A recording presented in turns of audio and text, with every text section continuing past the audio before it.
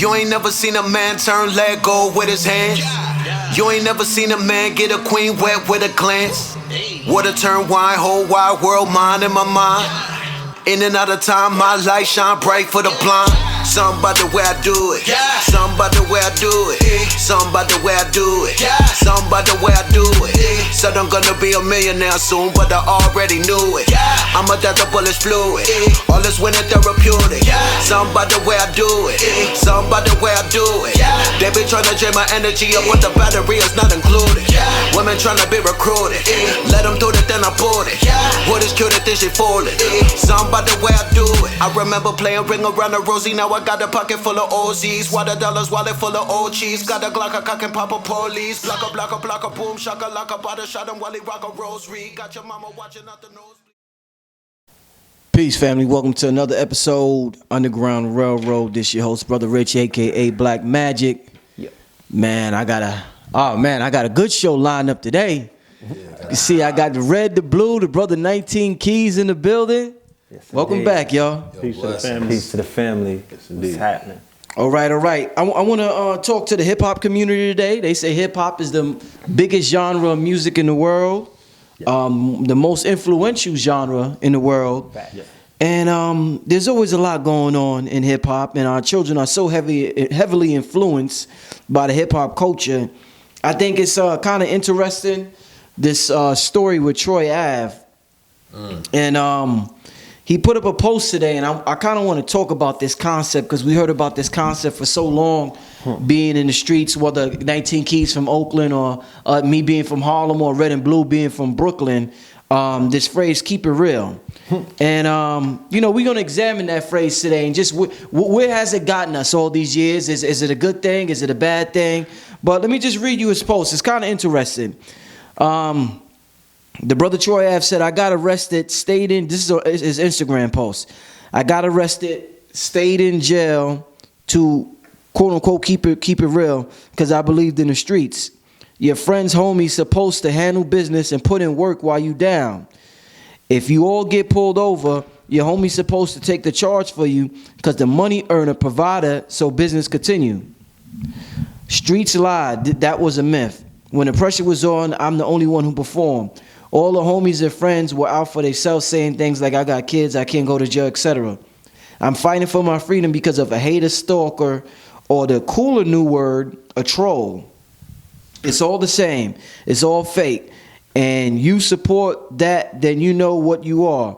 I'm done keeping it real with fake niggas. Streets is a myth. This is our block, but don't own nothing on it. Free my bro, but never offer money for his appeal. Moral of the story, do not keep it real with fake people because it'll cost you. Cost me my freedom. Cost me full use of my right leg. Cost me the life of my best friend. Cost me custody of my kids. Cost me over $2 million in expenses. And right now, might cost me 20 to 40 years in jail, at least another $5 million and my career that I built from nothing against the odds for a hater that's pointing a finger at me. Told y'all it's a handicap being a real one. If you ask most of these niggas to give $100 to a friend, they wouldn't. Fact though. I guarantee you I can't offset none of these costs with street cred. And I guarantee you the streets ain't contributing to none of my expenses. Your boy built different. I keep pushing through all the negativity. I keep elevating slowly, but surely because I'm the type to wait out the storm, I dance in the rain. Got to talk to you about this idea of keeping it real. I seen some brothers go down, do some football numbers.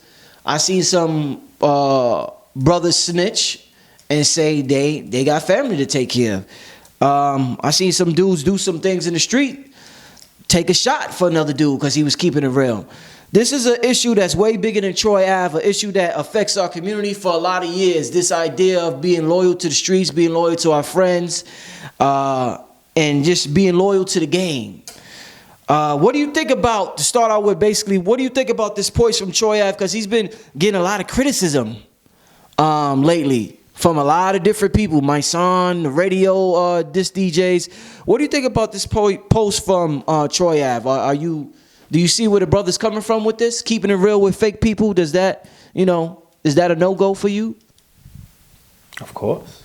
I mean, You know. Or if you're a part of that culture, you know how the game go. But go ahead. I mean, overall, the Troy Avenue story is very unique because, you know, the overall consensus is that he wasn't real. You know, that was the argument. That's what Taxstone was saying. That's what people who were viewing The Breakfast Club was saying. That's what my son was saying. That's what the brothers who got murdered, his brother was saying, Trigger. There's been a few people they were basically Trife. They were questioning said person's realness, okay?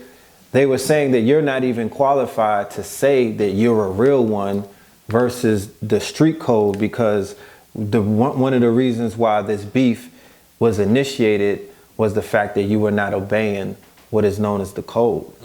You know what I'm saying? Now, I'm not in his camp. I wasn't anywhere around any of the events that occurred. I actually know Troy Ave from about a decade ago when he was on his come up. He used to go to the studio that Blue and them were running, you know what I mean, on Troy Ave, on 1313 Sterling, I believe. And, you know, he's a pretty stand-up dude, in my humble opinion, 10 years ago. Or what was it? How many years ago? 2003? Yeah, this was from like 2003 to 2005. You know, we were just mentoring a young dude in the studio, you know what I'm saying? And he was a very ambitious young brother. But in his defense, let's say that, you know, this young man is growing up and looking at the game out of the same set of eyes that millions of other young men are looking at. And there has been criteria set for them to say, this is your keeping a real checklist. You know what I'm saying? This is what needs to be done for you to qualify to say, okay, I can wear this badge proudly in these streets. And because of that, I will be afforded X, Y, and Z. For him, the game that he was shaking in was hip hop. You know what I mean? So he got out there, he put pain in the street by way of, you know, him doing what he was doing, hustling and what have you. You know, he put his little team together, and he felt that those people, you know, had the same morals and dictates that he had when it came to playing the game, because they're all playing a game, right? And he found out in the long run that the game is not what it's cracked up to be. And now he's screaming sour. You know, there's a lot of people who are sitting behind walls right now, rotting, who are screaming sour, who found out, unfortunately, the game is not what it's cracked up to be. There's no loyalty. The streets are loyal to no one. The streets don't have no love for no one. You know what I'm saying? Now, can you, quote unquote, play the game and play it to a degree where you can effectively skirt through it? Some people can. You know what I'm saying? Some people have been able to do that. Our brother got caught up in a way that was very tragic. And it was tragic, not only the fact that somebody lost their lives, but the whole world was able to bear witness, you know, to the breakdown of this particular tragedy and the continuous breakdown, because, you know, it continues. People are still being locked up. The brother continues to, every time, get on camera.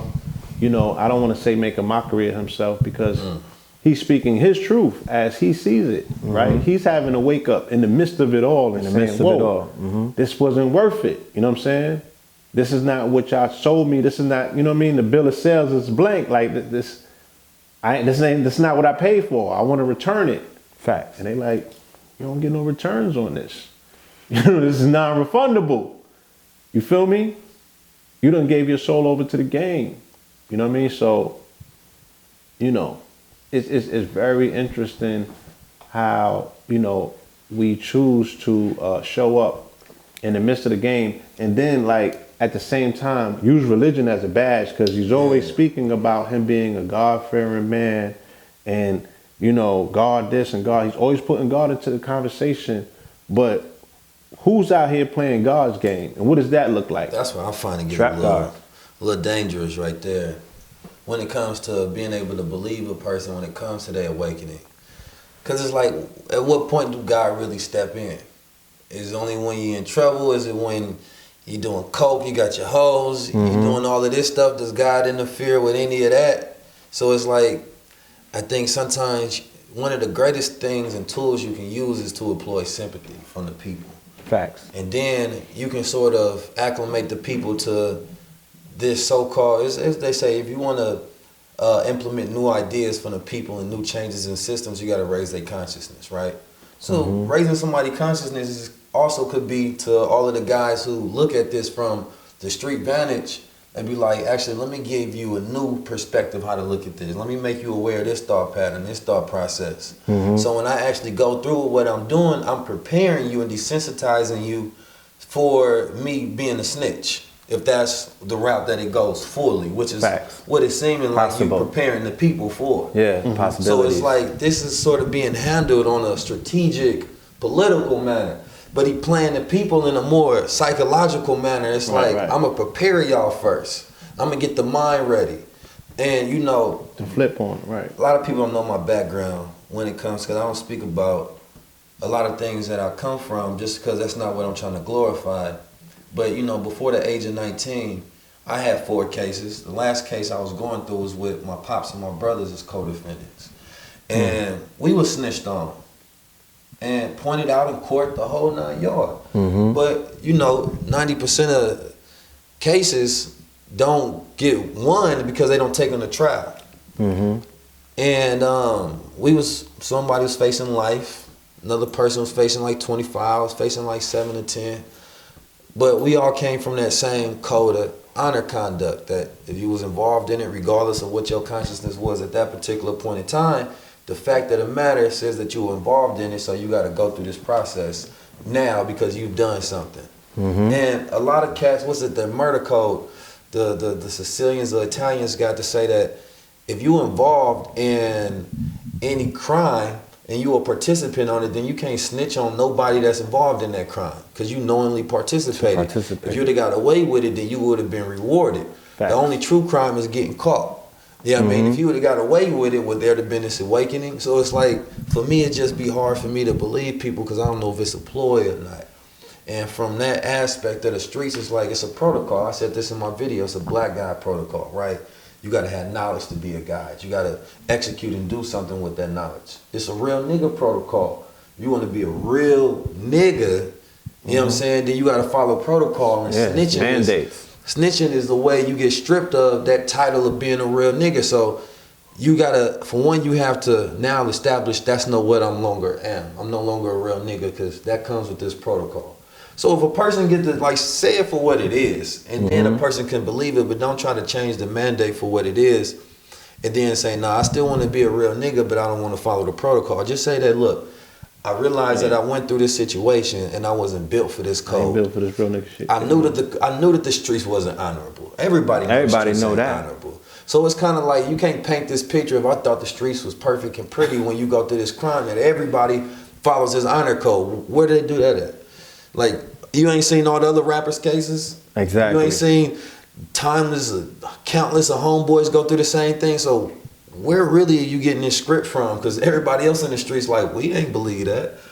Maybe if I heard that magical story when I was younger, I believe that. But yeah, like you woke up to that a long time ago. A grown man, nah, ain't nobody following that script. Cats are snitching every day. And especially the new like times have changed. Right. He's trying to invoke street code from decades ago. Yeah. He's a mixtape street gangster cocaine rapper. He understands what comes with that territory. Yeah. What about karma? You know what I'm saying? What about some of the fact that these children may have been following your lyrics? Did you atone for that? Because in his diatribe, I didn't hear him announce, you know what I'm saying, new mixtape, Stay Woke coming, you know what I mean? Like, what is your contribution to the change? You could talk crazy all you want about how nobody's with you. Bro, we been knew that. No, you know what I'm saying? Like, you're waking up to something that we all been figured out. Yeah. That, you know what I mean? That everyone turned their backs on you the day of the Irving Plaza thing. So he's having this awakening that people already figured out. My question is, if you like he said, you're looking for the sympathy or the empathy of the people, but what are you giving us in return? You have to atone for something. That's like when dudes get the music awards and they get up there, album of the year. Right. You know what I'm saying? Shoot him in his head and kill his baby. Yeah. Yo, I want to thank God. What God are you thanking?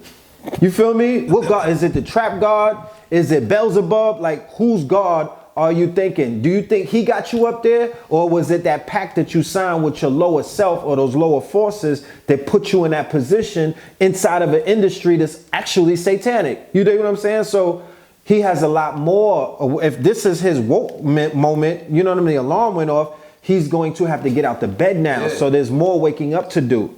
Unfortunately, I hope he doesn't have that moment on the stand. So, yeah. Well, in terms of, like I said, this topic, way bigger than Troy Ave. Yeah. In terms of our culture, some of our greatest leaders have come out of street culture. Yes. When we think about Malcolm X, and we talk about brothers with records, when we think about Elijah Muhammad, when we think about these brothers, what is it about the streets, regardless of how grimy the streets is, it seems like the people that could invoke the most change. I mean, a dude that went to school every day of his life, perfect attendance, went to college, for some reason he don't resonate. It seems that way with the people, the same way a street dude who, you know, got some type of consciousness resonates with the people. So what is it about street culture, regardless of what you say, that is so influential to the masses of black people all over the world? If I could jump in on that one, is, you know, you have a awareness, you have a consciousness, you street conscious. So you, for one, you can relate to those guys that's in it still, in the mud, in the streets, going through it. You can walk amongst them, you can wear that hat, you can speak the language. How can you be relatable and a redeemer and a reformer of the people if you don't speak their language, if you don't understand them? And so cats from the streets understand that, and then when they get next level of consciousness and higher, they also understand the people that's not in the streets. They understand the corporate, the scholars, you know what I mean? Those who grew up with well-off parents and things of that nature. So it allows them to start from the bottom of understanding to the top of understanding. Therefore, they can hit all levels of people, all diversities, all minds.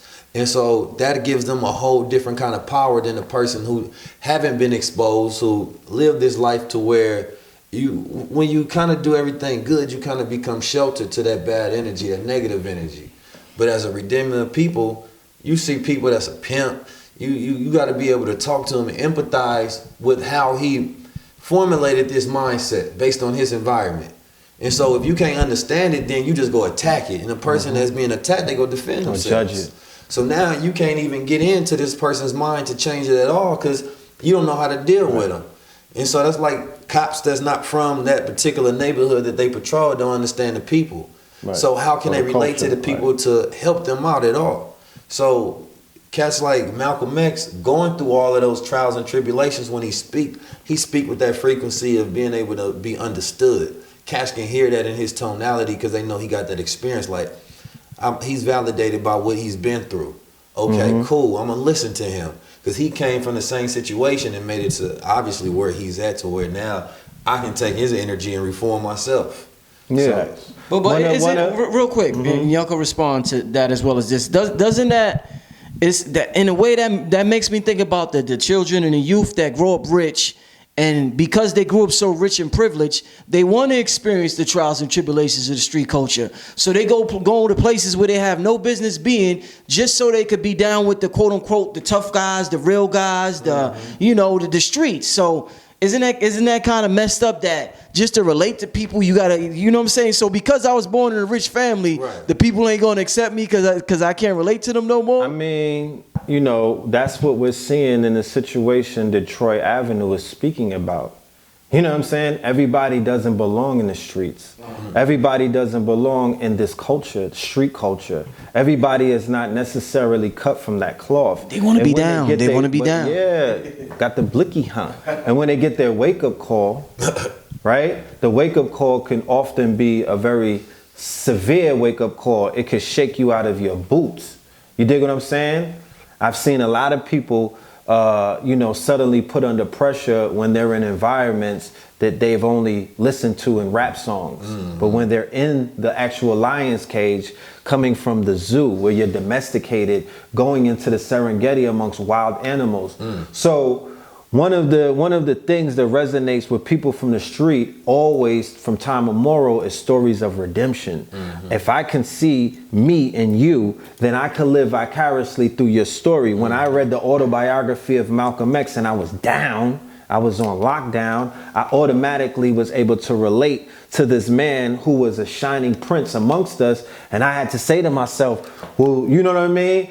I'm not down and out because look where he started. So if I don't have anywhere that I started from, what is my point of reference to know that I've grown? Right. What is my point of reference to say I've redeemed myself? What is my point of reference to even mention the word transformation? Oh, I was in Hill, man. You know what I'm saying? With Dwayne Wade and all of them. You know what I'm saying? We were chilling and all of that on campus. And then I redeemed myself. And now I'm for the people. It's like when I saw Chadwick Boseman at the Apollo and him and Lupita, they were speaking about Black Panther. You know what I mean?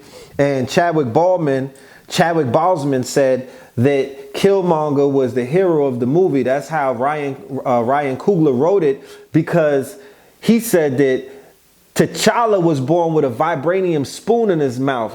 Therefore, he wasn't relatable to African Americans. He was not their hero. Right. It was only in a conflict with the protagonist and the antagonist where he rose up to be the hero of all of black people that he automatically became the people. He had to take out Killmonger, who became the anti-hero.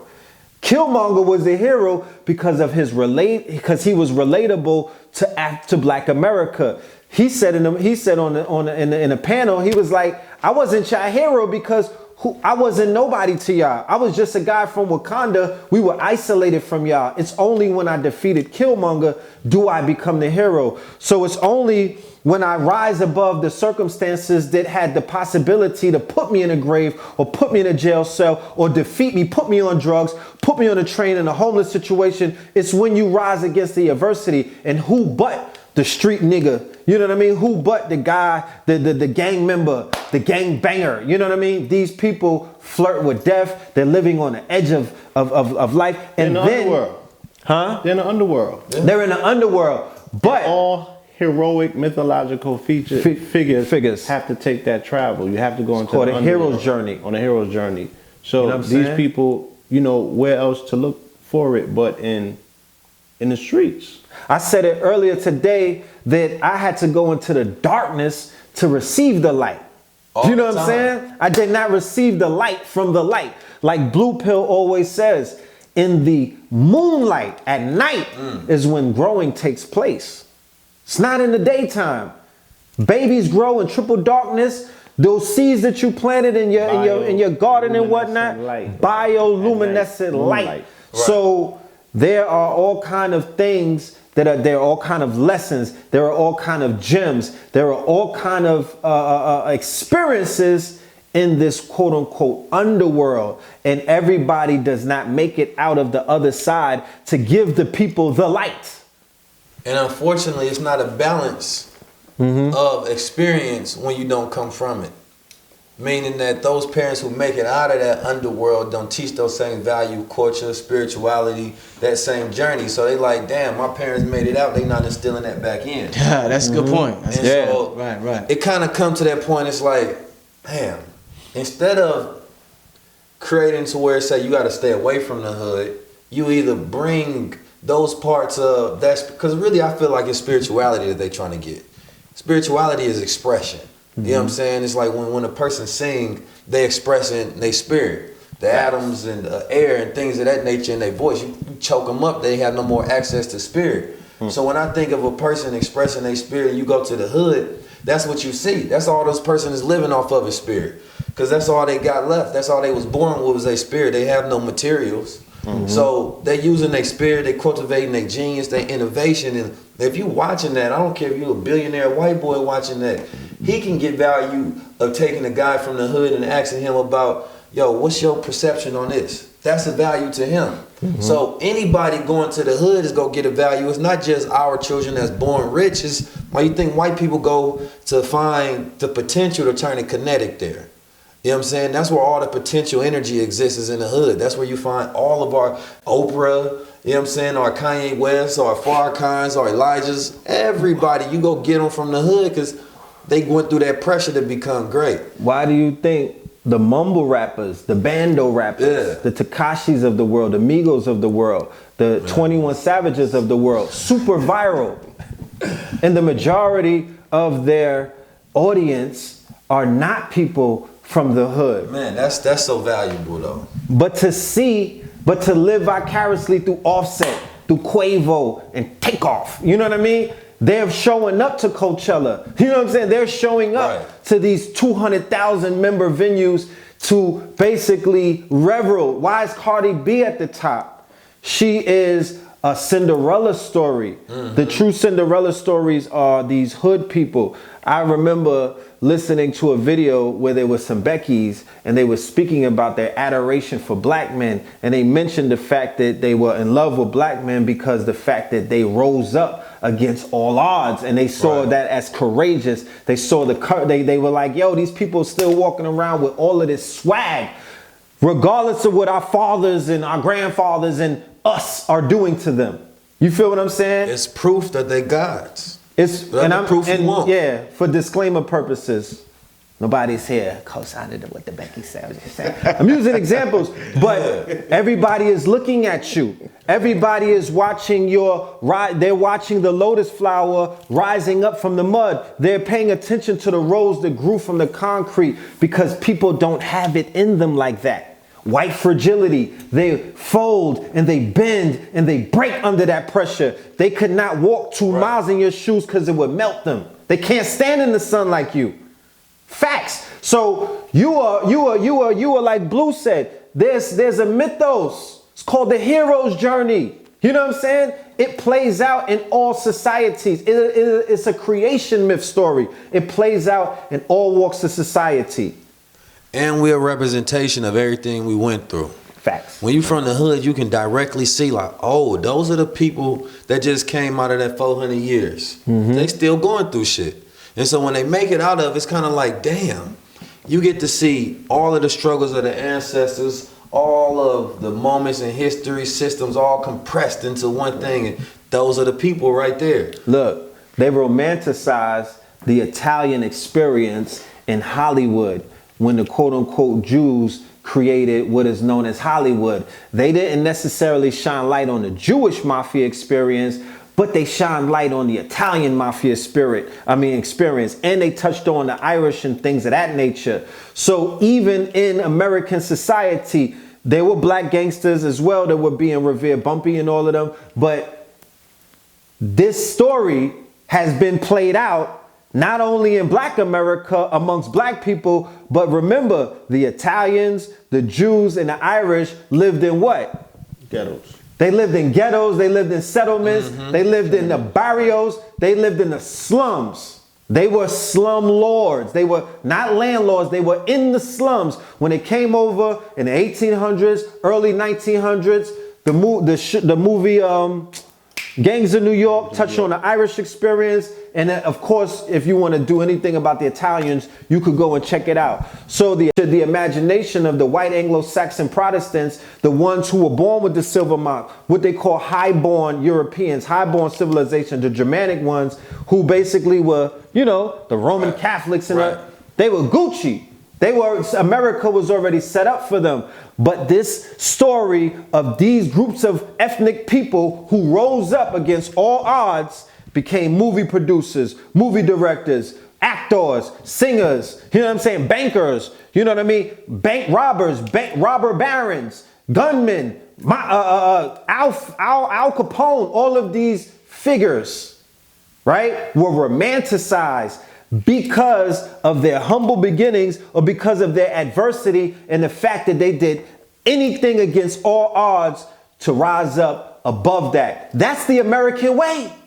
Because these highborn Europeans who were reveling in that, they too came from a place where they murdered millions of Indians, you know what I'm saying, enslaved millions of Africans, and did whatever it had to do to take their European selves out of abject poverty. Because keep in mind, they were considered the toilet bowls of the world. And even the Europeans who came over here, they said they flushed the jails and the dungeons of Europe and sent the worst of their kind to the Americas. So they have the same kind of hero's journey as well. The show American Gods touched on that with the Vikings and things of that, and in the Irish and in the whole series. So it's an American tragedy story. This is interwoven into the American experience. So now we have our shot. We've been had our shot. We just haven't bossed up like the Italian mafia became judges. You know, they legalized their thing. We've been taking a shot, just losing the game. There you go. You know what I'm saying? We good at hitting that shot. That's why a few of us get the shot, but we just lose the whole game. Because you lose the game as long as you playing it. You got to create a whole new game. A whole new game. It's like as long as we playing the NBA, Facts. we losing because we don't own it. Yeah, the refs got it rigged. Yeah. But You the know what I ghetto mean? normative, man, I think that when it comes to psychology, if we really looking at that as really ingrained in our story, is the ghetto don't matter for shit. It's the people. You know what I'm saying? That environment means nothing. The ghetto is just speaking about that impoverished community. But the people there are the gems, because you know all of the greatest people. So when you really look at it, instead of saying like cats want to go to the hood, no, they want to go experience those gems of black people out there. Right. They want to be around that. What greater collective of people do you want to be around than those black people? Yeah, but at the same time, let's not get it twisted to say that all black people are great. And I don't want to just romanticize this and further that agenda, you know what I'm saying, a mythos, because really what we need to see is to say that let's destroy the whole ghetto normative 1,000%. And the whole real nigga spill, not to take away or give credibility to the thought process of Troy Ave, because I don't want to do that. I don't know his thought process completely, and I don't want to, give credit to that. But when it comes to really destroying the whole nigga mentality, because that's really our greatest threat. You know what I'm saying? Is that we can talk about whites, we can talk about supremacy, all of that shit, but our greatest threat is the real nigga mentality, because a nigga is somebody who ignorant and selfish.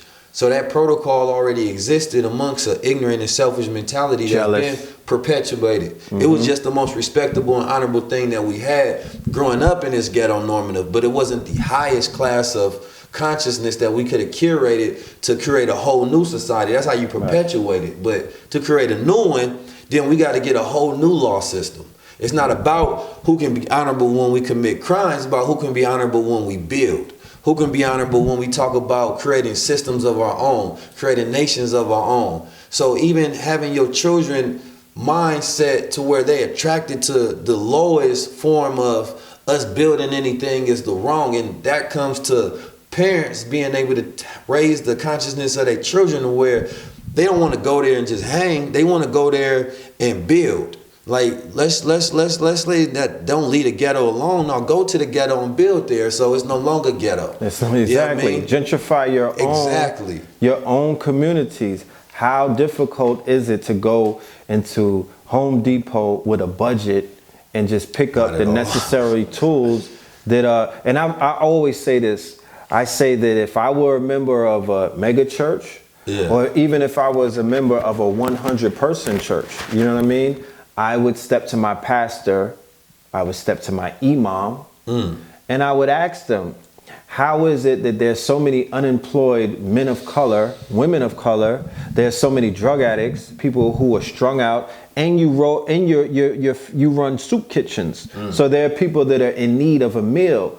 Why not during the collection period of the collection plate, don't we siphon off $100 for a cleanup program? You dig what I'm saying? So the perimeter of both the church and the neighborhood gets swept up.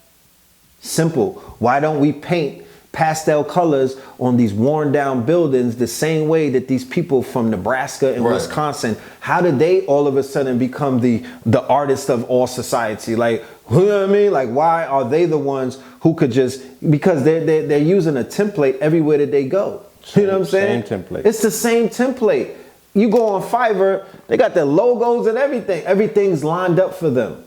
They print it out, stick it on the door. It's a bagel shop. We're going to set a coffee shop up, a bagel shop. Man, ownership. You can't gentrify where the people own. That's right. So the Buy the Block Back program, the fact that we have brothers and sisters who are, you know, from these neighborhoods that are impoverished, that are in the NBA, that are in the NFL, Right. that have the bag, that are rappers and whatnot, that are getting multi-million-dollar deals. There's people on Snapchat and Instagram bragging about making 18, 20, and 40 a show. So with that, you can basically, shout out to Rollo out there in Atlanta, Yeah. who basically owns his They call block. it Pakistan. Pakistan, little Pakistan. Yeah, you know what I'm saying? So that is a power Shout out- move right there. Shout out to 21 Savage for the bank, the give back. Yeah. Yeah, he's doing the What's bank that? What's account. that? What's that? He's doing a bank account tour for the youth Yeah. to teach them. It's honorable. Yeah, to teach them some of the, you know, the steps. Because he had the song.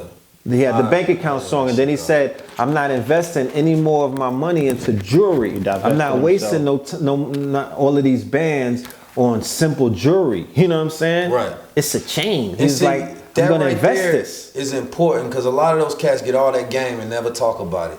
They don't give it back. That's not the part of they like. Imagine how many meetings they sit in, how much game that they learn, but they talk about the lowest part of their game that they ever learned. Like you still telling me about dope when You you, feel just me? you just bought 20 project houses. You feel me? Like, I'm just I wanna know reflecting about where that. I come from.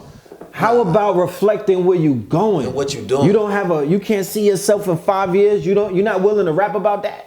If they ain't giving you game, then they just playing. Then they feed But why would they not give the game out if they got the game? Why do you think Because that the game is? is to be sold. Yeah, and I think a lot of them think that that's not what the people want to hear. They don't have Yeah. confidence. But that's not. But they don't see. Here's the thing: a lot of the cats get in the game at a lower consciousness, right? They actually talking about what they doing, gangster shit, selling drugs, things of that nature, and so their fan base is attracted to them for that same lower consciousness. And then when they actually rise up to something, they change their lifestyle. But they believe that because their core fan base was attracted to their lower conscious thought, that's what they continue to perpetuate. right. Okay. So they get stuck in this existence. I know a lot of cats right now, and this is probably real specific to a lot of cats. I ain't gonna drop no names, but I know that their conscious level is up here. Up there. But what they do and what they curate in their music is down here because that's where they started. And so if you lose your audience, then you lose your money. You lose So your lifestyle. right. So if you just make one just song, just like he said that intrinsically a nigga's ignorant, right? We're talking about someone who, you know what I mean, is not aspiring for the higher levels of consciousness, you know what I'm saying, and for the broader experience that that this life has to afford. So they like, look, I came off the block and I gotta keep them in the block. I gotta keep them boxed in because they ignorant. Right. They don't want to ascend. So what I look like trying to teach these niggas? I don't want to be nobody's parent. You know what I'm Right. saying? I'm I don't want to feeding be these niggas. responsible. I need to feed them what it is that they showing up for. What they wanna eat. So I can make these folks $1 billion and they Right. can cut me my $1 million check and I can be as far removed from the reality that I'm cheerleading about every single day. Right. if I make one song, God forbid I do 2 songs, because when you make 2 songs in a certain direction, that's the direction that you stay on. You feel me? So what do I look like? I'm not 100% secure in consciousness or righteousness because that's still painted with the poor righteous teacher brush. That's not abundance. That's not respected. There's no growth in that. we get to the And rich righteous. my investors, the people who gave me this bank loan, they definitely don't want to hear Right. none of that. They don't wanna Because- sell it. Yeah, they don't want to sell it. And they've made that very clear that they're not going to push that narrative, Look at Lupe especially when it comes Fiasco. to me. Because I sat in meetings with artists. I did too. And they lay out everything. They make it clear to the artist, this is your image, this is your persona, this is what you're gonna talk about. As a matter of fact, in your new album, we need you to speak more about the strippers. You know what I'm saying? fact. Your last single from your last album, these are the numbers. This is what it made you. We need you to step that up. We're gonna bring Right. Snoop in. We're gonna bring this person in. We're gonna give you a hook by Tekashi. I'm just saying, there's called meetings. You know what I mean? You know, It's a business. it's a business. They look at the numbers, and so it's a lot of the fans' fault. It's a lot of the people's fault, you know, and the media as well. Because when a lot of those guys try to make that transition, the media is judging it not from a standpoint of a man taking a transition in his music, but they saying that, oh, we go judge this like another album. Instead, you got to curate it like, okay, this is Jeezy making a transition, and we understand that his fans have to understand that this is a transition to move along with him. Instead, when he makes that album at a higher level of consciousness, they're like, oh, he only sold 8,000, Jeezy fell off. Like, well, wait a minute, isn't you supposed to tell the tale so that it improves? And the media have so much power to do this when it comes to their headlines and stories. The headline can be like, Jeezy started to transition into a new music age, and it's going to take time, but the fans are along with him. And that changes the headlines and the story in people's mind. Instead of he falling off, is he's changing. And then more people start to respect that and get along with it. Yeah. Because then he get fans he never had. Because you can swap out fans. You know what I'm saying? Like, let them go to Takeshi. Now he getting some of the Lupe Fiasco fans over here. Quality of membership. The Jay Electronica fans that's waiting. Instead, it's the media that kills it in the people. So when you see your favorite artist doing something righteous with their content, if you don't support that, they stop doing. They got to feed their family. Nah. Ain't nobody trying to go poor, and so it's a business. It's a Case lifestyle. in point, academics' reaction or response to 21 Savage saying, "Look, I'm not wearing no more jewelry." Academics' response was like, "Nigga, we need you as ignorant as motherfucker as possible." You know what I'm saying? I want to hear about you catching bodies, doing Molly, such and such. That's what Nipsey got mad at. That's what, yeah, that's shit ignorant Nipsey, as fuck. That's what why. Nipsey shot at him for. Like, you know what I mean? How could you not allow a man room to grow? How is that not? You know what I'm saying? Like, That's if this is part an of it, artist, yeah, you supposed to. Damn, son, you got up out of this. Nah. What do you have to offer? I know you're moving through them hills and what have you. And he's coming back. He's like, this is the game, whether he learned it from Shorty or not. This jewelry, this gotta go. I could put this money into real estate. Right. I could put this money into, appreciating. Appreciating. You know what I mean? Like you that's the spoke jargon. about. That's the game that needs to be Assets. spoken. Right, assets. It's the Versus same as- liability. yeah. But that only comes with independent artists, though. Because you know how hard it is for those businesses to create a whole new plan to where now they targeting the conscious audience and also dealing with conscious artists. They're not going to be as easily to control. So they don't want those as their new clients. They don't want those as their new partners, because then you get guys like Nipsey and Jay-Z that want to become partners and stuff. They want, and like, they oh, want nah. power. They coming in for That cuts power. down their margin of profit. Facts. And as we saw with the golden era of hip hop, when they saw that there were a group of brothers and sisters trying to come together collectively and push intelligence, and they also were becoming wise Changing because the frequency. Yeah, industry rule number 3080, they were learning the game. Once you begin to learn the game, get rid of him and sign the 12-year-olds. Right. As we grow, as we move forward, now that the age is 17 to 25, it's going to go into 12-year-olds, and then you're gonna have 6-year-old rappers. I promise you, it's going there. I read in a book a long time ago is that they was going to implement, this is like in a book in the 80s or something, where they're going to implement a strategy to keep the consciousness of music at a 6th grade level. Facts. And I think about that in hip hop, and if you really look at hip hop, all of it is at that little 6th grade level. Facts. When you raise, that's what I'm saying, it's so much harder to control the people when their frequency of thought is on another level. It's so much hard to sell them this product to their left brain ego when their frequency is at a higher level and they thinking with their right brain balance. Facts. Your Lupe Fiasco audience is not gonna be sitting there getting sold Coke 45 or Hennessy. That's a different kind of audience. You know what I mean? They're like, nah, Lupe already gamed us on what the it food is. and liquor. Food and liquor. Right. You know what I mean? So it's like, I'm not taking that. So they like, damn, that takes away from the amount of sponsors you can get. Facts. We can't work with We this. can't work company. with you. Damn, alcohol is the biggest sponsor though. How we gonna get you some ads now? We need ad revenue. So when it's broken down like a business, and it's broken down like a system, and it's broken down like a plot against the people and the agenda, the Jews, all of that stuff, you really get to see the big picture instead of take away from feelings of what we want to have happen. Look at it as the entirety of a system. And to sort of piggyback back to your original point, I just wanted to get that in there. I don't condone snitching at all.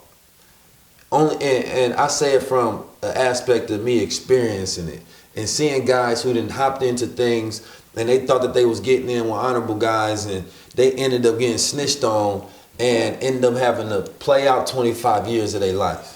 And at the same time, I don't advocate you doing anything criminal to where you gonna be getting caught with guys like that. So it's kind of like, it's twofold. It has to be an entirety of switching your lifestyle so you don't get caught in anything you can't handle, because there's too many geniuses that's locked up. It's too many of these guys who are actually tough, but they're actually great, I should say, but done folded. And we could have used some of these snitches. But now they got that jacket on them, and that ain't the fashion we trying to convey in the new nation of Wakanda. You can't build a nation with snitches, because the thing is, they freedom is built off another man's enslavement. And so the way you get power, the way you start off with power, if you start off with power in an evil manner, you have to maintain your power in that same manner. If your freedom is based on you enslaving a person, you might have to keep your freedom in that same thought process. Hold on. You just said one thing. Hold on. If you gain your power in the evil manner, right? Yeah. You have to maintain that power in that manner. So if I came in on a certain frequency while I was bodying everything moving, I was popping Zans, blacking out, going into the lowest, the darkest of darkest places to pull the illest rhymes back. You know what I mean? I done slept with every thought alive on IG. I done bodied everybody. What do I look like, right?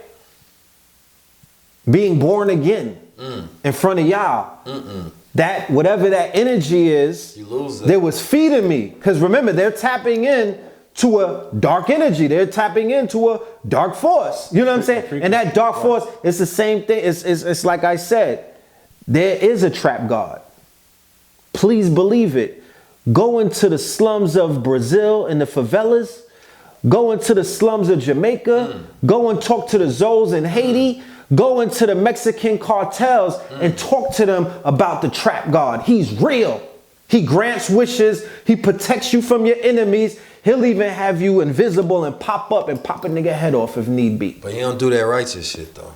He ain't with that righteous shit, but he'll work with you in the underworld, in the darkness, in the shadows. There's a trap god, and people they do offerings to him. There's heads all along the highway in Mexico beheaded to the trap god.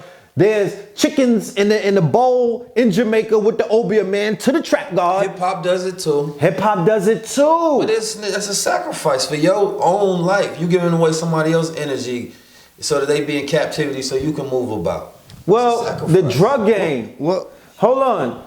The foundation of the drug game is you feeding that trap god. The zombie or the junkie or the J, right? That's the host. That's the altar. That's the altar. You're sacrificing them. If I don't sell it to them, who will? You're sacrificing this person who happens to be weak. You selling slow death so you can live a fast life. So you can live a fast life. Okay. So we got to put into context what's taking place and what happens and how this like he said, this energy has to be fed. And when you don't feed that energy, what is the results of that?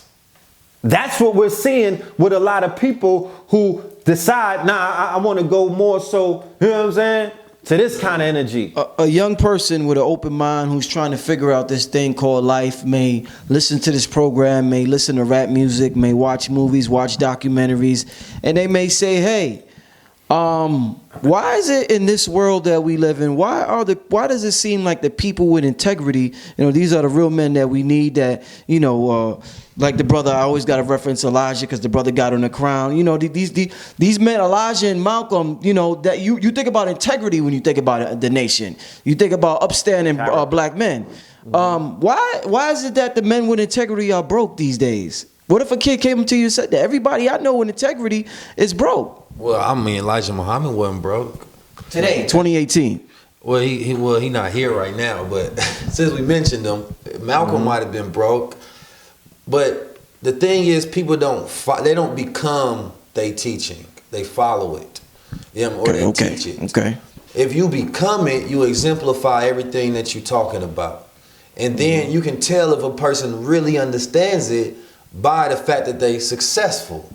And we're not talking about successful and you a spiritual billionaire. We talking about successful you manifested the material world as well of what you know. So the Elijah Muhammad had a saying, you can tell my real followers by my successful ones. He said heaven is money, good homes, friendships, and walks of life. Money, good home, friendship, walks of life. What else is that if not success? So it's a lot of guys, a lot of people who got the knowledge, but the execution part has been lost, almost like it's a sacred art.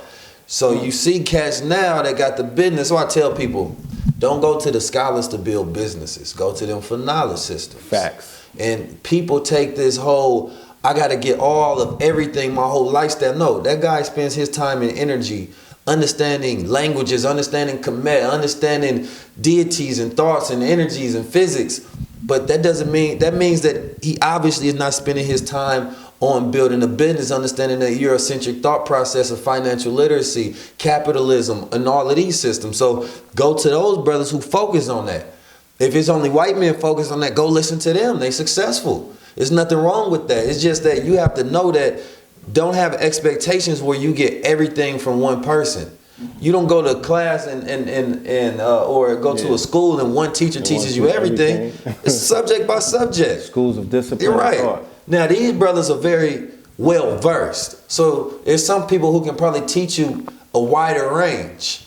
But there's some people that a lot of scholars that I see on the internet that I'd be like, that's all they talk about. That's what they know. That's at the prefrontal cortex of their focus. You can tell what a man is, what his studies in the last 30 days about what he talks about consistently. Fact. That's the word, it's his vernacular. You know what I'm saying? That's his conversation play. That's what he's manifesting. So when I think about brothers like Jay Morrison or Boyce Watkins, and I've been playing them up a lot lately because I understand the importance of the systems that they create. Those are the guys I'm gonna get my business from. You know what I'm saying? Because that's all they focus on. Facts. That's what they focus on. That's the Eurocentric. The conscious community is great because you get to see young black men who literally sit there all day and study, learn, and debate about history. And that's such a powerful thing because you can also go to the hood and see guys who sell crack and shit. You know what I mean? Or cats who then took the information systems of universities only to build Eurocentric platforms, only to work for corporations. So to see young genius in their 20s and 15, 16, whatever the age of these scholars are, yes, we need those. People be like, what you think about the debate committee? I love it. It's just that at a certain point in time, you have to take it almost as escapism or entertainment. Replace your Netflix with that, but get rid of your Netflix and then just go to that and then focus on your business as well. And that's going to give you the business mind and that's going to give you your spiritual common sense. But don't go it for everything because you put too much expectations on these scholars. Way too much expectation on the conscious community. And so the business community has been around forever. They built this country off capitalism, which means that this country is based off capital. Money. You know how many people don't know that though? I know. It sounds like it's just the most common sense thing you can say, but people don't know what the meaning of capitalism is. So it's like when you talk about a young child, it's like, if I'm not always talking about business, don't come to me for business. If in the last 2 weeks you ain't heard me say nothing about business, that's not where my mind at. I might be successful, but that's not what I'm thinking on. I might get so tired of business now I want to give people the spiritual element. Facts. When I'm talking about business, come to me for that. You know what I'm saying? Or you be like, all right, he not on business. I need to grow my business. Let me go tap into this brother who always talking about business.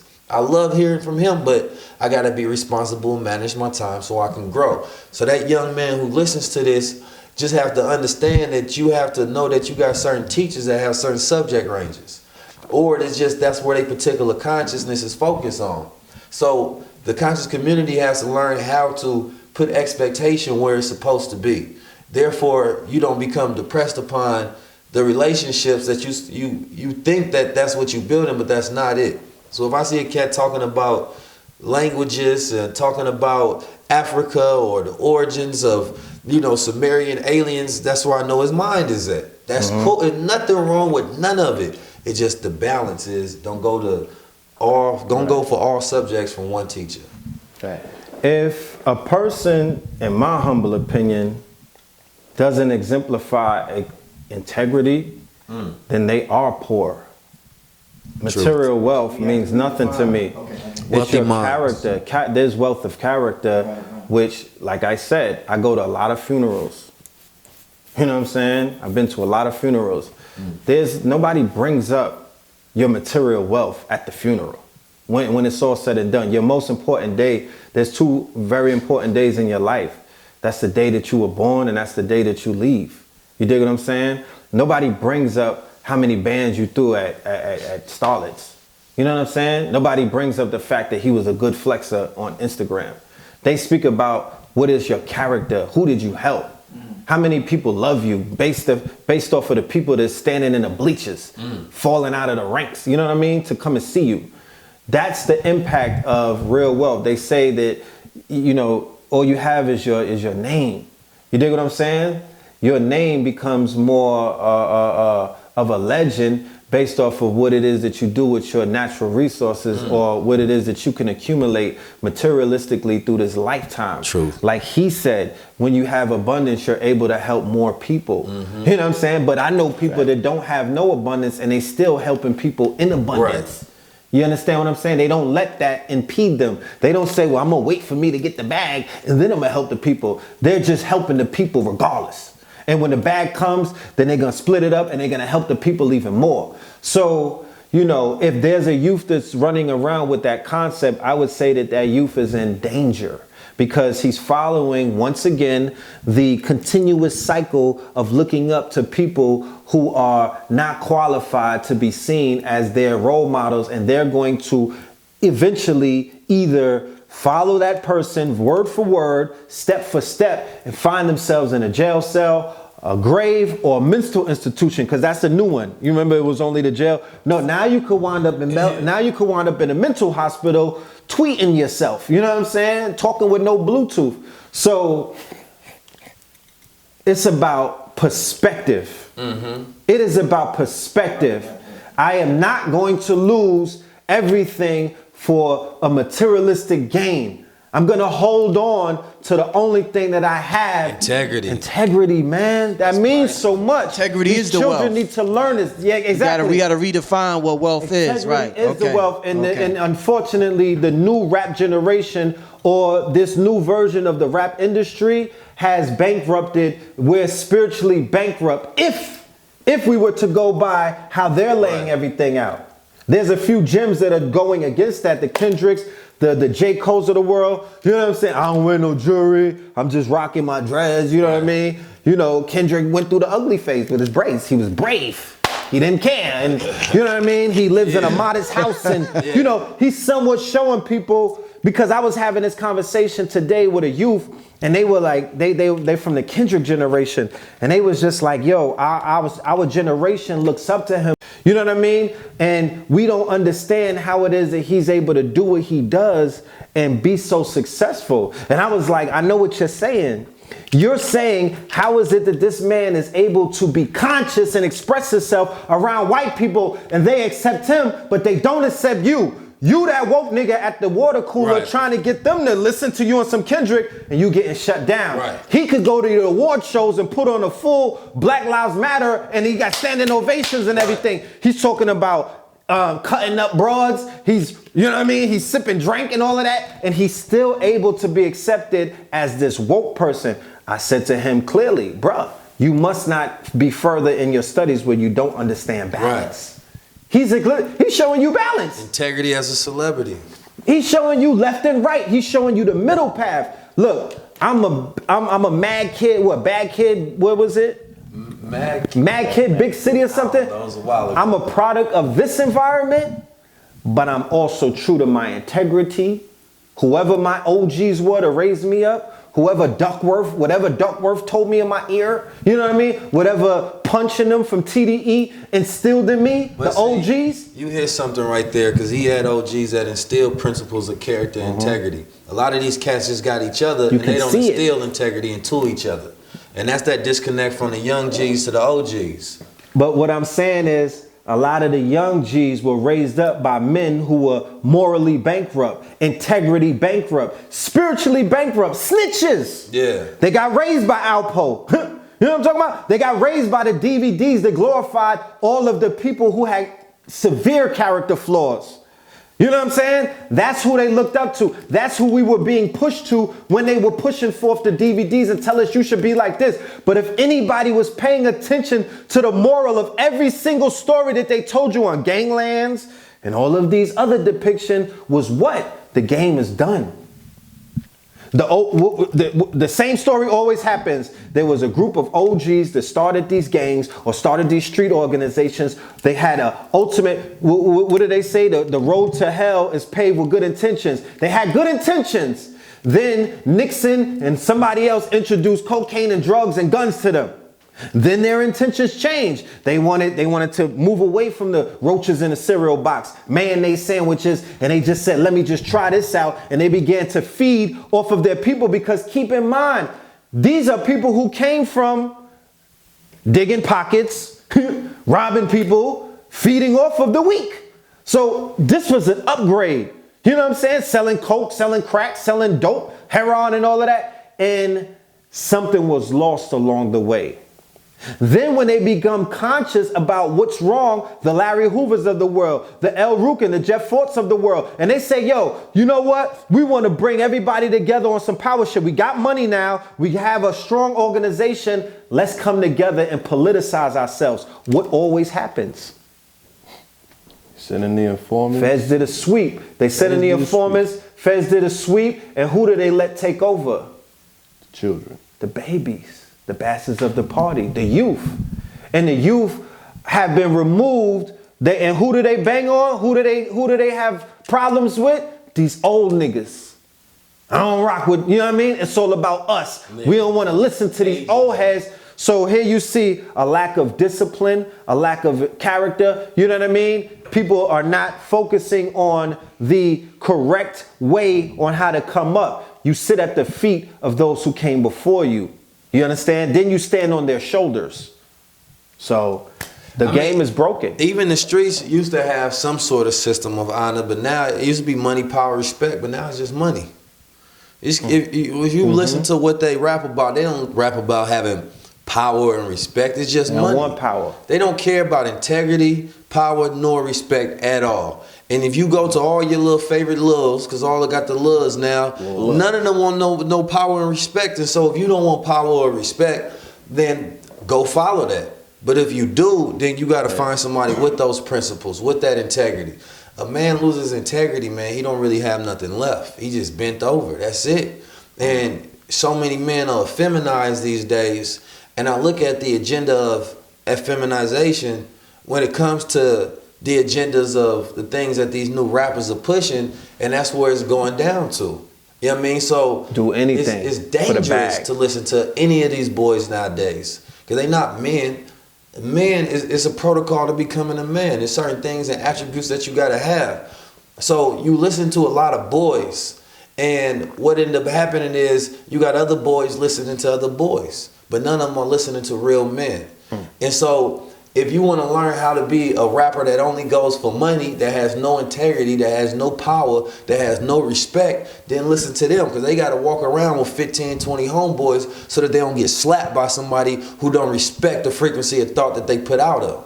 It's OG rappers that can walk around like, I don't need no 15 guys with me. I can walk around how I want to because I got respect. Right. Respect is a much bigger currency than a fiat one.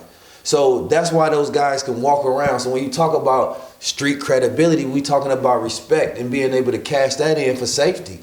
Being able to cash that in, honor and value when you go around. But if you ain't got no respect, of course you need all your homeboys. So they brag about, I got 20 niggas with me, because you need them. Otherwise, somebody go slap you. You gotta check in. Yeah.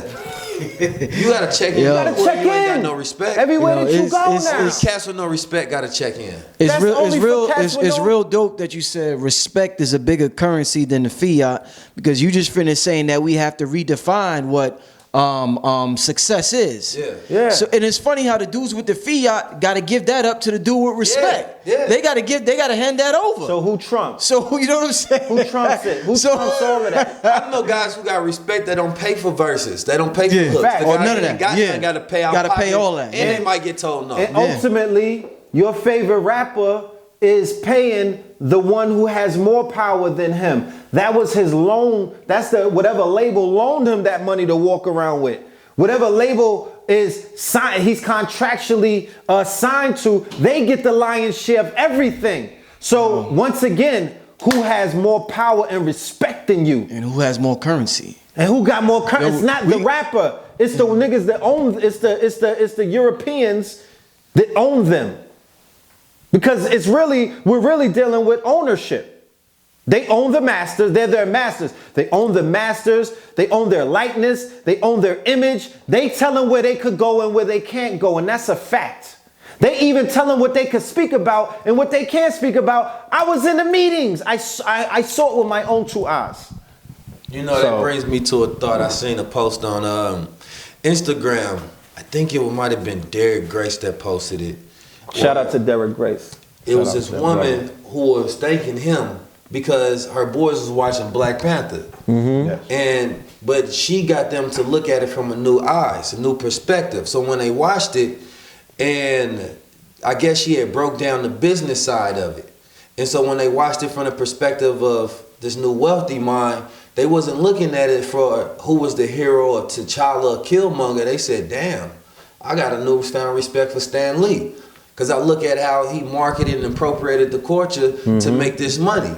And so we got to always have our children thinking like that as well, because that's how you build that wealthy mind. So as much as we love Black Panther, as much as we love everything about it, the imagery, because it's so important, we also have to look at the business side, how it was marketed, how we had all these Facebook ads coming to us, how we had all of these celebrities that was paid to make their Facebook posts, their Instagram posts.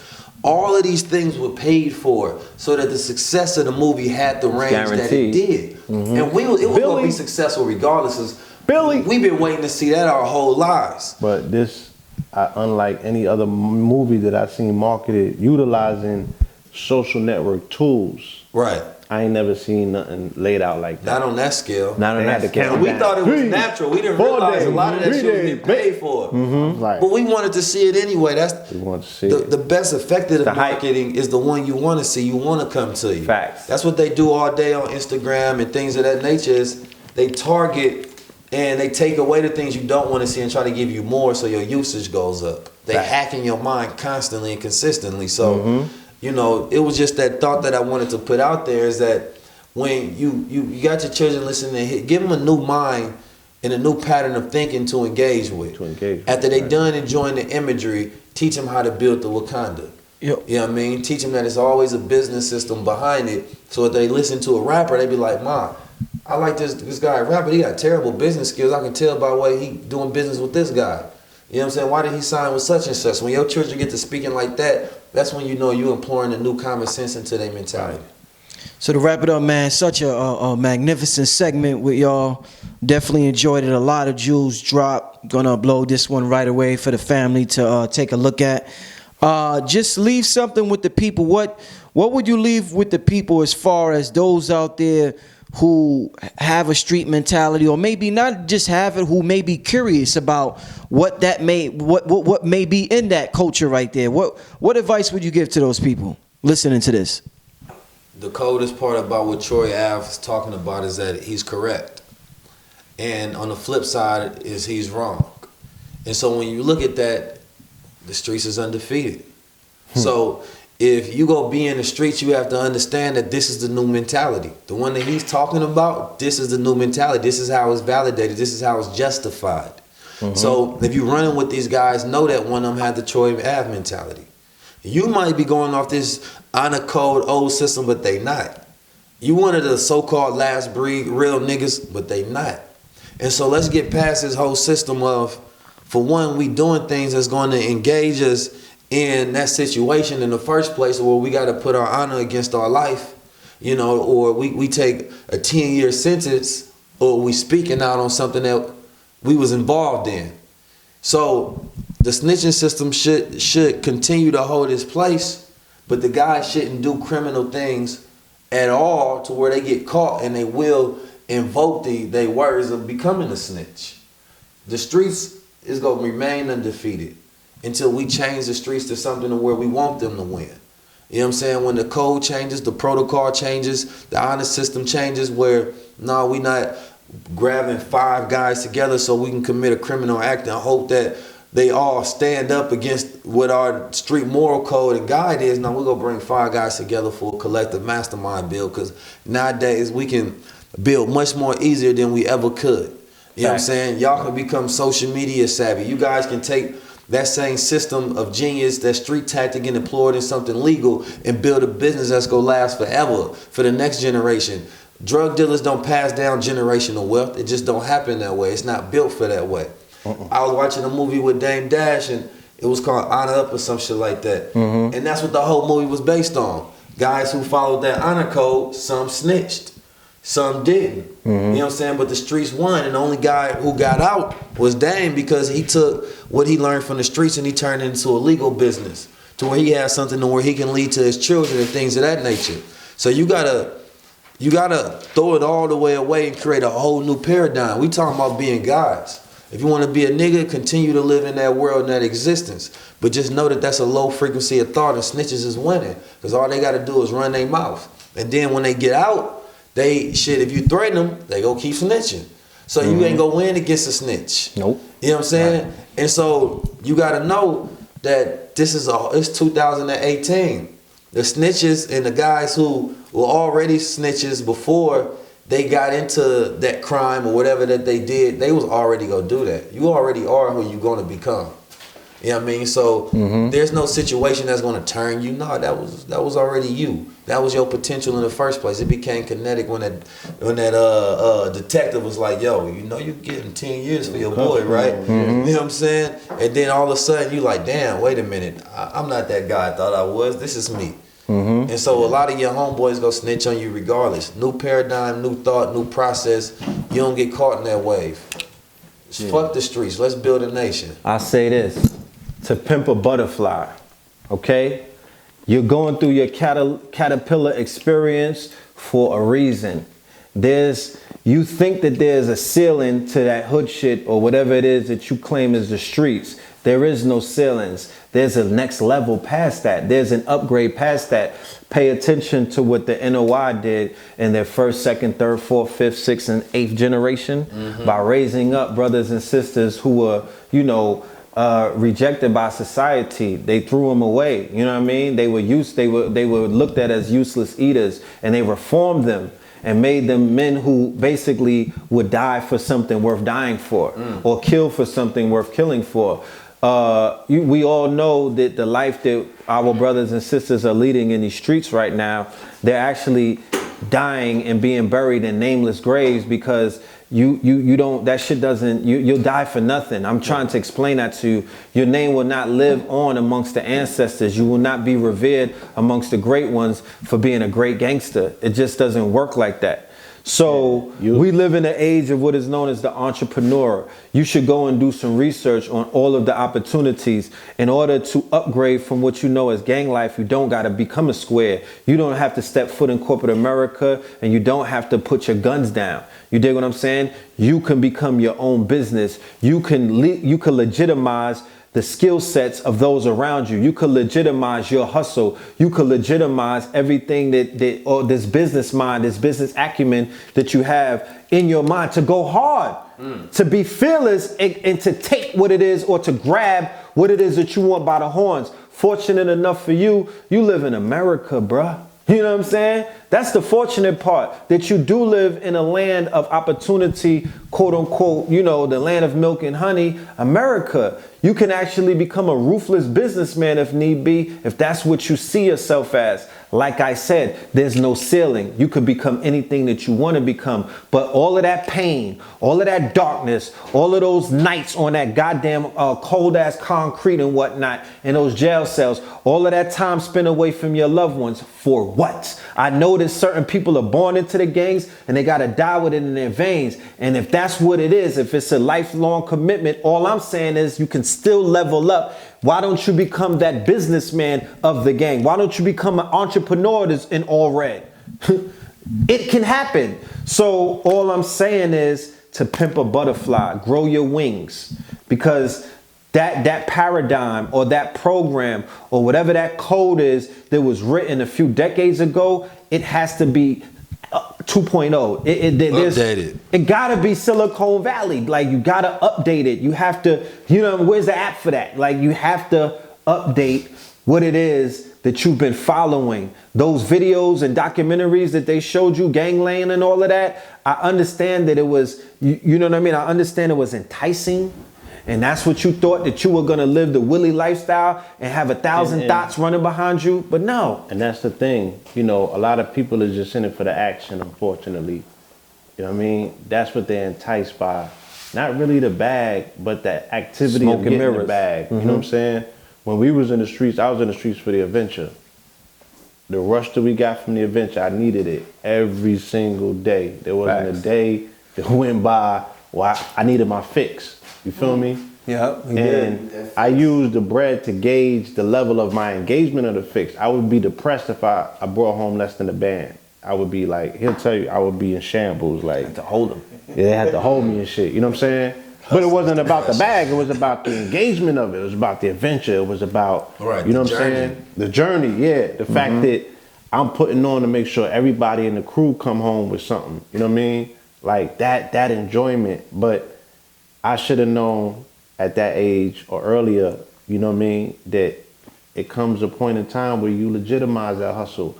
I could have been so much of a better asset to my quote unquote set or my gang if I had that mindset at an earlier stage. I look at a brother like Nipsey, Shout out to Nip. Yeah. Neighborhood. Just remembering seeing him around all of his homies and him trying to sell that dream to them from day one, like trust me, I got this. Some of them could see the vision. Obviously, they still with him. You know what I'm saying? But some of them couldn't at the time being because he didn't have nothing to show. Right. He just had great ideas and it materialized into tangibility. You know what I'm saying? Now he has a network. Now them brothers don't have to bang. They could take the same dedication and tenacity. You know what I'm saying? Because the fortunate thing is that amongst these groups, amongst these sets, amongst your gang, when you entrench, you know what I'm saying, with your brothers like that, you can formulate, you know what I'm saying, some bonds that can be broken. You tend to know these individuals on a different level. Granted, I mean, some people are finding out at the wrong time that they don't know these individuals because, you know what I mean, they coming with them cases. But was y'all ever really bonded on anything that was real, that was worth living and dying for to begin with? But let you build you a Fortune 500, you know what I'm saying? Let you build a business where this man is out of the streets and, you know what I mean, his children is going to good schools. And waking up to money. Yeah, his nana got a new house, she taken care of, and you don't got to worry about the feds sweeping down and taking none of that. That's loyalty, that's dedication. Yeah. That's worth, you know what I'm saying? Damn, if I got to lay down for this, I'm going to lay down for this, you know what I'm saying? Right. This is the genuine article. That's what I bang a real for. reason. So find you a real reason, family. Find you a legitimized hustle. Right. You know what I'm saying? I heard Blue Da Vinci earlier talking about cryptocurrency. You know what I'm saying? I was like, damn, imagine if Meech, you know what I mean? Imagine if Meech and them was home and they could have took 1.5 and put that into crypto. Right. You know what I'm saying? And just the opportunities that could have been afforded individuals that are not scared to go out and get it because it's out there to be gotten. Right. You got to You know what I'm saying? graduate. It's out there to be gotten. So Game for is global. individuals that's not scared to go out there and get it, but then take it, legitimize it, because that's the difference between the Irish, the Jewish, and the Italians. That they committed themselves to a level of criminality in their environments because they knew that the next generation, they were going to go up the tiers. You don't do criminology or criminality in your community and it's generational where there's no transcendence, because you have to defeat that offset of, you know what I'm saying, what comes with that shit. So they put their children directly into school to become the lawyers and the judges, and it is every ethnic group that engaged themselves in criminality, that were upward mobility in this country, and the second and third generation would never have to look back on that shit ever again. Right. You know what I'm saying? We're not doing that in our community, unfortunately. Like he said, dope money's not passed down as generational wealth. But now you got the rappers who are having children, and the children want to rap and get into the genre, but then they need the street cred, so they gotta, you know what I'm saying? Some of them want to go back into the same environments that they people's got them up out of, and they like, nah, you gotta do that. You know what I'm saying? I sold crack so you wouldn't have to go through that. Right. You know what I mean? But Leave they your, like, leave your. Oh, God. they like, what do we rhyme about? So we got to change the narrative in the conversation. We can't say that the only thing that we can sell our children is toxicity, and that's what we make a living off of. That has to come to an end. You know what I'm saying? We got to bring the loop base back. Yeah. So peace, love, and light at Blue Pillar 44 or Blue Pillar 44 at Gmail if you got to shoot me anything in the mail. All right? Y'all left your contact info for the people? No, not yet. Yeah. 19 keys. 19_keys, how you find me on IG. Spell that 19, right? Yeah, 19, the number, and then _key. So tap in with me, unlock yourself. No doubt. EL_Filthmore on Instagram. And I gotta show you Wakanda Forever. You know what I'm saying? We got Riley Killmonger, kingscounty.bigcartel.com. We also got that Black Panther crown, I Skate New York. Brother Mike, can you caught that? Yeah. Yeah, Killmonger forever, y'all. Peace. All right. Signing out, family. See you next time. Peace. Hey.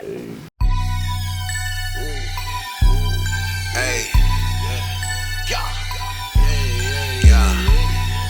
Black Magic. Hey.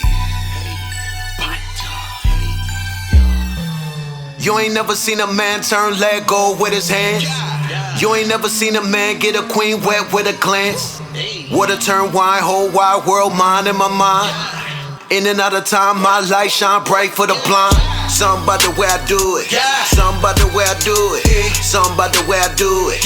Something about the way I do it. Said I'm gonna be a millionaire soon, but I already knew it. I'm a death, the bullets fluid. All this winning therapeutic. Something about the way I do it. Something about the way I do it. They be trying to drain my energy up, but the battery is not included. Women trying to be recruited. Let them do it, then I bought it. What is cute, then she folded. Something about the way I do it. I remember playing ring around the rosy. Now I got a pocket full of OZs. Water dollars, wallet full of old cheese. Got a Glock, a cock and pop a police. Block a boom, shaka like a bada shot him while he rock a rosary. Got your mama watching out the nose.